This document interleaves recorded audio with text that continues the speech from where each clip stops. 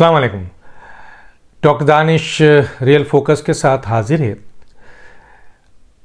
किसी भी आपने तो सुना होगा कि जी कुफ्र का निज़ाम तो चल सकता है, बेइंसाफ़ी का और जुल्म का निज़ाम नहीं चल सकता है।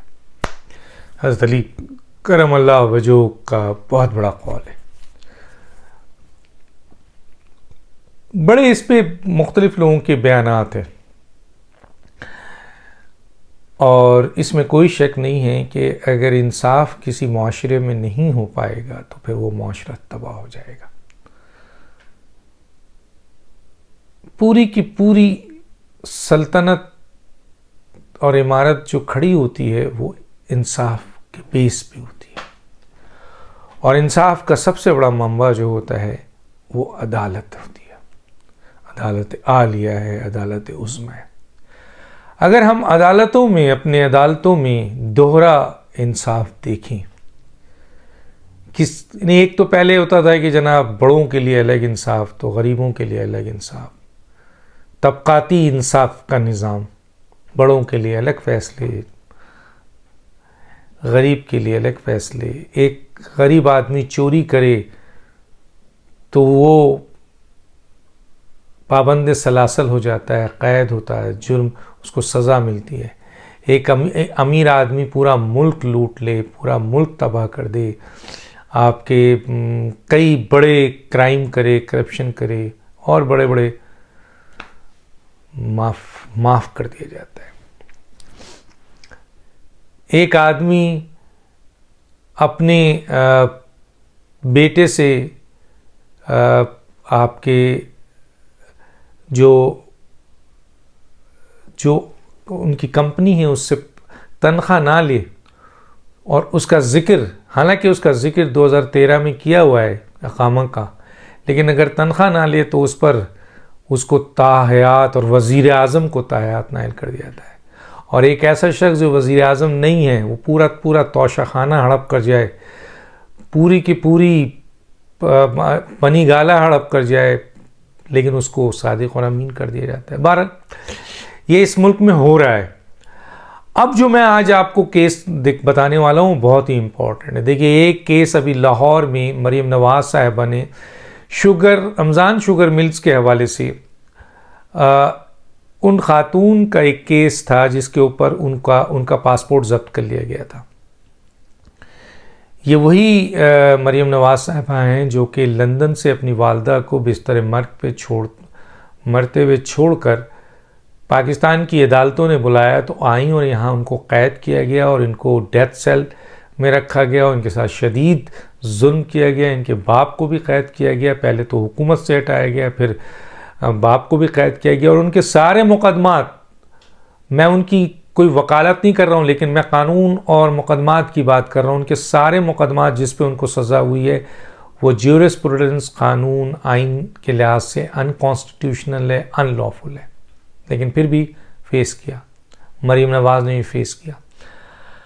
उनका एक पासपोर्ट कि जी मुझे मेरा पासपोर्ट, जो बेसिक राइट है, हर पाकिस्तानी का बेसिक राइट है कि आप उसको पासपोर्ट दें। जो शख्स बाहर रहते हुए आ सकता है और गिरफ्तारी दे सकता है, वो शख्स को उसका पासपोर्ट होल्ड करना नाजायज़ होगा। जब भी मरीम नवाज साहिबा लाहौर हाई कोर्ट में अपने पासपोर्ट के लिए अप्लाई करती हैं, जो बेंच बनता है वो बेंच टूट जाता है। कोई माजरत कर लेता है, कोई सुनने से इनकार कर देता है, कोई और वजूहात बता देता है। अभी रिसेंटली मरीम नवाज साहिबा ने लाहौर आपके हाई कोर्ट में दोबारा एक दफ़ा दरख्वास्त दी कि शुगर, आपके रमज़ान शुगर के हवाले से जो मेरा पासपोर्ट ज़ब्त किया गया मुझे दिया जाए। मैं उम्रे पे जाऊंगी, मैं मुल्क से बाहर जाऊंगी। मैं इससे पहले भी आ चुकी हूँ। मैं अपनी वालदा को बिस्तर मर्ग पे छोड़कर अदालत के एहतराम और इंसाफ के एहतराम में यहाँ आई, मुझे कैद भी कर दिया गया। मुझे पता था कि मुझे कैद किया जाएगा, मुझे पता था कि मेरे साथ जो है वो ये रवां सलूक रखा जाएगा, फिर भी मैं अदालत के कहने पे वापस आई, तो मैं क्यों नहीं आऊँगी। लेकिन आप ये देखिए, ये देखें इंसाफ का ये मेयार कि फिर आज जो है वो बेंच तोड़ दिया गया। 2 रुकनी बेंच जिनमें एक जज ने ये केस सुनने से इनकार कर दिया। एक तरफ ये है, दूसरी तरफ आज एक और बहुत अहम केस हो रहा है और वो है तौहीन अदालत का केस, जिसमें इमरान खान साहब ने एक खातून जज को भरे मजमे में धमकी दी थी। ये वही इमरान खान है जो एक दफ़ा सुप्रीम कोर्ट से पहले 2013 में माफ़ी मांग चुके हैं और वो गैर मशरूत माफ़ी थी और उसमें उन्होंने लिखा था कि आज के बाद मैं कभी भी तौहीन अदालत का मुर्तकिब नहीं हूँगा, मैं वादा करता हूँ मैं ऐसे कोई अमल नहीं करूँगा, ऐसा कोई अमल नहीं करूँगा जो तौहीन अदालत के मुर्तकिब हूँ। इससे 2017 में उन्होंने इलेक्शन कमीशन से जस्टिस सज्जाद रज़ा थे उनके सामने कहा, उस ज़माने में जस्टिस इफ्तिखार और जस्टिस जमाली के सामने कहा, अब वो भी उन्होंने गैर मशरूत माफ़ी मांगी। और एक ऐसा शख्स जो हैबिचुअल, एक ऐसा शख्स जो इंसाफ की मजबूती के लिए, अदालत के एहतराम के लिए लंदन से अपनी माँ को आपके बिस्तरे मर्ग पर छोड़कर अदालत पाकिस्तान आते हैं और उन्हें पता होता है कि उनके ख़िलाफ़ विक्टिमाइजेशन की जाएगी और जो उनके जो मुकदमात बने हैं वो सब अनलॉफुल, अनकॉन्स्टिट्यूशनल है, इसके बावजूद वो शख्स आ रहा है। एक शख्स जो हैबिचुअल है, जिसने 2017 में भी गैर मशरूत माफ़ी मांगी तौहीन अदालत करके, तौहीन इलेक्शन कमीशन करके, वो भी एक अदालत है। 2013 में फिर उसने माफ़ी मांगी एक अदालत से, 2013 से सुप्रीम कोर्ट से, फिर इलेक्शन कमीशन में तौहीन अदालत का केस चल रहा है और आज इस्लामाबाद हाई कोर्ट में तौहीन अदालत के केस के सिलसिले में उनका केस चल रहा है। आप ये देखिए कि उन्होंने जो पहला जवाब दिया इस्लामाबाद हाई कोर्ट को, जो बेंच बना था 5 रुकनी, उनके सामने कि जी मैं इस बेंच को मानता ही नहीं हूँ, ये गलत बेंच बना है, मैं एतमाद ही नहीं करता। फिर उन्होंने कहा कि जी आपके पास अथॉरिटी नहीं है कि आप मुझे मुझ पर तौहीन अदालत करें, और फिर कहा कि वापस करें ये सारा शोकाज वगैरह, शोकाज हो चुका है। और वहाँ 5 रुकनी बेंच, इमरान खान जो मुल्जिम है, जो कुर्सी में बैठा हुआ है, और बेंच उससे कह रही है कि हमें बड़ा तकलीफ़ हुई आपका ये जवाब सुन के, हमें अफसोस हुआ आपका ये जवाब सुन के कि आपने ये ऐसा जवाब दिया है।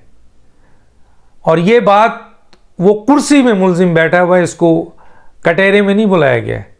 ये देखे मेयार है, मैं उस अमल को कह रहा हूँ, मैं जज और अदालत का एहतराम हम सब पर फ़र्ज़ है, लेकिन जो वहाँ अमल हुआ, जो वहाँ फ़ैसले हुए, उस पर बात कर रहा हूँ कि एक ये है और एक ये है कि वो मुल्जिम जिसने जज को बराह रास्त दुनिया के सामने धमकी दी और जो हैबिचुअल तौहीन अदालत का मुर्तकिब मुल्जिम है, जिसको एक दफ़ा पहले भी माफ़ किया गया, 2 दफ़ा माफ़ किया गया, तीसरी दफ़ा उसका केस इलेक्शन कमीशन में, चौथी दफ़ा उसका केस जो है वो अदालत में है, और अदालत उसके सख्त जवाब के बाद कानूनी जो कानून कहता है, जो प्रोसीजर कहता है कि जब कोई शोकाज का जवाब मुल्जिम दे दे तो मुल्जिम को, और अगर वो आपके माफ़ी ना मांगे अनकंडीशनल, तो फिर केस की प्रोसीडिंग होती है और अदालत क्राइम और कानून देखता है और उसके ऊपर फैसला देता है।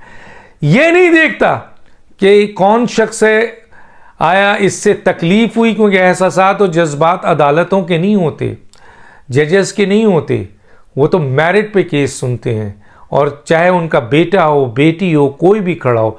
और ये सिंबल तो हज़ूर सल्लल्लाहु अलैहि वसल्लम ने हमें दिया है, नबी करीम सल्लल्लाहु अलैहि वसल्लम ने, कि हज़रत बीबी फ़ातिमा भी अगर जुर्म करेंगी या चोरी करेंगी तो उनके हाथ भी काट दिए जाएंगे।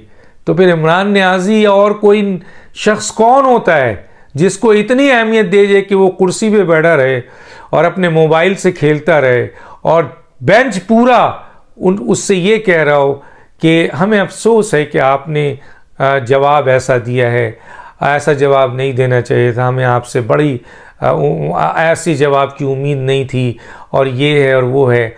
आप माजी में याद रखें कि सुप्रीम कोर्ट ने 3 आदमियों को, बल्कि 4 को गैर मशरूत अनकंडीशनल माफ़ी मांगने के बावजूद तौहीन अदालत में सज़ा दी थी, कटेरे पे बुलाया था, खड़ा करके सज़ा दी।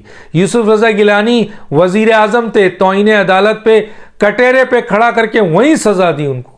लेकिन इमरान नियाज़ी को कुर्सी पे बैठाकर ये कहा जाता है कि जी हमें अफसोस है, और उसने क्या कहा कि मुझे इस बेंच पे एतबार नहीं, आपको अथॉरिटी नहीं कि मुझे चैलेंज करें, मुझे मेरा केस चलाएं। उस शख्स को इस तरह डील किया गया और उससे कहा गया मेहरबानी करें आप अपने इस ख़त को रिव्यू करें कि आपने जो लिखा है वो सही नहीं है, तो आप दूसरा ख़त दें। उम्मीद है कि आप दूसरे ख़त में अदालत का एहतराम और इस कंडक्ट और ये तमाम चीज़ों का ख्याल, क्या जजेस का काम ये होता है, एक तो सुन नहीं रहे, वो पूरी कहानी मैंने बता दी, और एक आप इस तरह कर रहे हैं। अब भी जो लेटर जवाब जमा हुआ है उसमें उज़ुर दिया गया है, क्लैरिफिकेशन दिया गया है, अनकंडीशनल माफ़ी नहीं मांगी गई है। अब देखना है, पूरी कौम ये देख रही है कि इतना फैसिलिटेट करने के बावजूद, इतना ख्याल रखने के बावजूद, अदालत का इतना प्रोसीजर को साइड में रखकर, कानून को, आइन को, क्योंकि ये जुडिशल हिस्ट्री में नहीं हुआ जो इस बेंच ने इमरान खान को रिलीफ दिया दोबारा ख़त लिखने को, इस जवाब के बाद हिस्ट्री में नहीं है दुनिया की।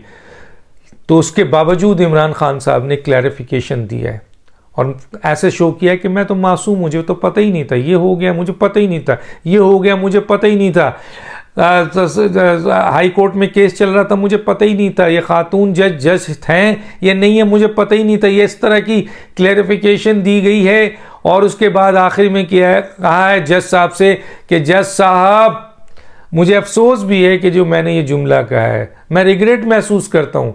उसके साथ कहा है कि आप मेरी वजाहत को कबूल करेंगे और इसको विड्रॉ करेंगे।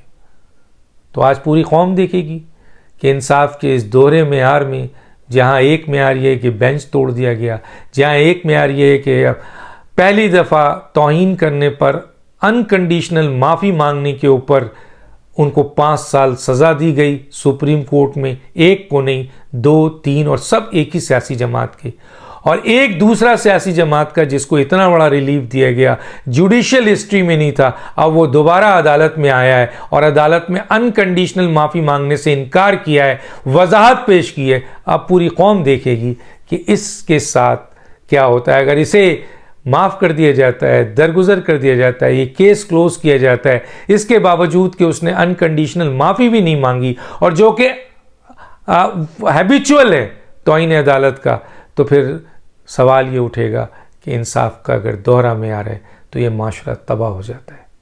रोगदान शुक्रिया दीजिए। अल्लाह हाफ़िज़।